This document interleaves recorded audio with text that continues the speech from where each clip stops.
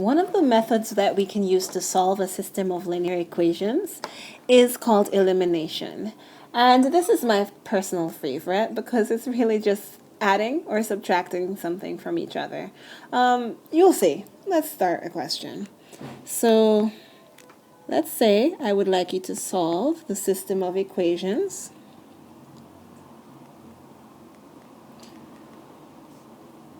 For x plus 3y equals 5 and negative 4x plus 10y equals 34. Now, we could definitely solve this graphically, and we could solve it by another method called substitution. But this time, in this video, we're going to use elimination. And elimination is exactly what it sounds like. You're getting rid of something. Excuse the background sound. Okay, cool. All right, you're getting rid of something. So you want to look at your equation. You want to think about what could be really easy to get rid of. And here's how you decide. If you have something that's extremely similar to something else, that's probably a hint that it's going to be really easy to eliminate it. So, for example, off to the side here, if I had 4x and I added negative 4x to it, what's going to happen to our 4x? It's going to be eliminated. It's going to be gone. All right, so what that means is I can actually, believe it or not, take one equation and add the other equation to it and eliminate something here. So I'm going to add my equations to each other. So let's see. I just erased something. Let's put that back. There we go. All right, so I am going to add my first equation to my second equation, just because I want to eliminate that 4x. So when I add 4x to negative 4x, as we spoke about, it goes away. But I can't just add my x's and then keep it moving. I have to add each and everything. So when I add my other set of like terms, my 3y to my 10y, I get 13y. And I have to also add my constants to each other. Those are like terms as well. So when I add my 34 to my 5, I get 39. So now I have a very simple looking equation, and I'm trying to solve for y. So all I have to do at this point is divide both sides by 13. And I get that y is equal to 3. But I'm not done, because there were two variables in this equation, a y and an x. At this point, I can choose either equation. So let's call that equation number 1, and let's call that equation number 2. And I can choose either equation. And I like small numbers because I like to keep things simple, so I'm going to choose equation 1. And over here, 4x plus 3y equals 5. I'm just rewriting our equation. And I'm going to plug in my y and see what x would be. All right, so 4x plus 3, we know now that y is also 3.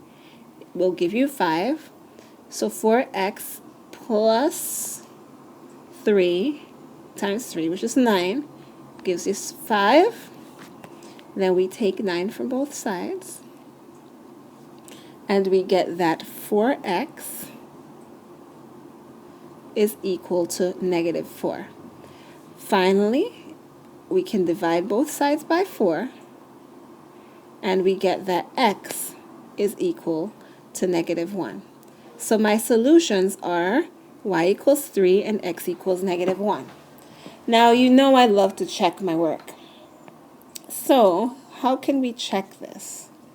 All right, well, we do have another equation. We can check that our x and y work for that other equation. And if they do, then we've found the right solutions.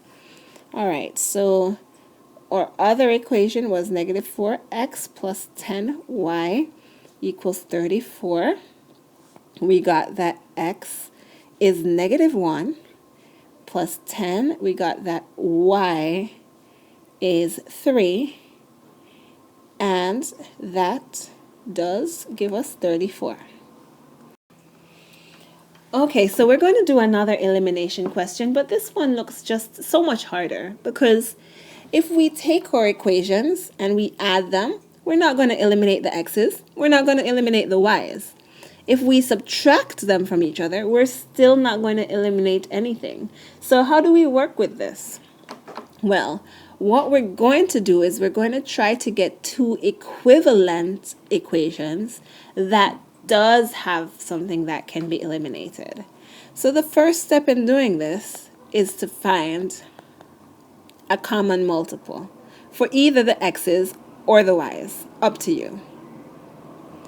Now I choose to find my common multiple for the x's because we have smaller numbers here. If I chose the y's, I would have to work with a larger common multiple, and I want to work with something nice and reasonably small. All right, so my common multiple that I found for my x's is 10x. So ultimately, we're going to try to get both of these equations to have a 10x that we can end up eliminating. All right, so let's do it. For the first equation to get a 10x, we need to take that equation and multiply the entire equation by 5. Because if we multiply 2 by 5, 2x by 5, we'll get our 10x, and that's what we want.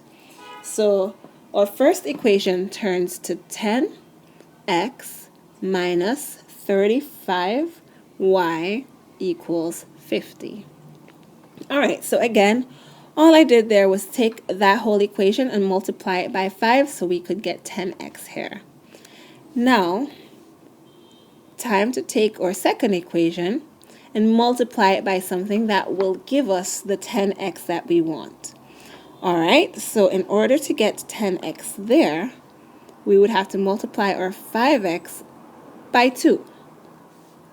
So when we multiply 5x by 2, we do get 10x. That's what we need, but again, we have to multiply everything by 2. So we get 10x minus 12y is equal to 4. So now this is looking like something we know how to work with for elimination. So at this point, we can take our equations and we can subtract them from each other. That will eliminate the 10x because 10x minus 10x is 0, so it goes away. And or negative 35y minus negative 12 should give you negative 23y, and 50 minus 4 gives us 46. Almost there. Now we can divide both sides by negative 23, and we get that y is equal to, and that's we're dividing by negative 23, y is equal to negative 2. All right, but that's only one of our solutions. Time to find the other. And I'm going to work with this equation, but it doesn't matter which one you work with. Both of them should work or help to give you our x value. So our equation says that 5x minus 6y is equal to 2. 5x, we don't know what x is yet, minus 6 times negative 2 is equal to 2.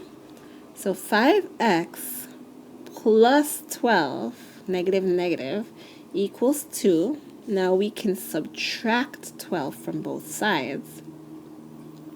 And we get that 5x, let's switch colors here, 5x is equal to negative 10. So therefore, dividing 5 by both sides, we get that x is also equal to negative 2. And I'd go about and check that answer, but you can do that on your own. You can check by plugging in to the other equation and making sure it works out.